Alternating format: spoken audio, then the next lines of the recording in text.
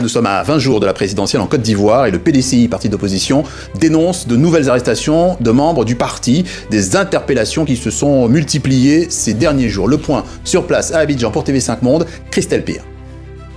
Une stratégie d'intimidation et de musellement de l'opposition, c'est ce que dénonce le PDCI. Selon le parti d'opposition ivoirien dirigé par Tidiane Thiam, 8 de leurs cadres locaux et militants ont été arrêtés depuis le 30 septembre. Et le PDCI dénonce également, je cite, les conditions irrégulières de ces interpellations. Contacté, le porte-parole du gouvernement affirme qu'une procédure est engagée et qu'aucune interpellation ne peut se faire sans le procureur. Mercredi déjà, il avait déclaré que les personnes arrêtées l'étaient parce qu'elles commettaient des délits et non parce qu'elles appartenaient à l'opposition. Cette semaine également, 3 hauts cadres du PPACI, le parti de l'ancien président Laurent Gbagbo, ont été inculpés pour, entre autres, atteinte à l'autorité de l'État et trouble à l'ordre public. 2 d'entre eux ont été placés en détention. Jeudi, le Conseil national de sécurité a interdit toute manifestation contre l'exclusion de candidats à l'élection présidentielle et contre la candidature à un 4e mandat du président Alassane Ouattara. Le CNS a indiqué qu'il était illégal de contester les décisions du Conseil constitutionnel.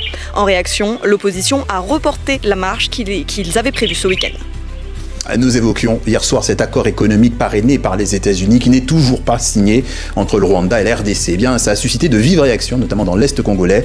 Sur place, nombreuses sont les voix qui estiment que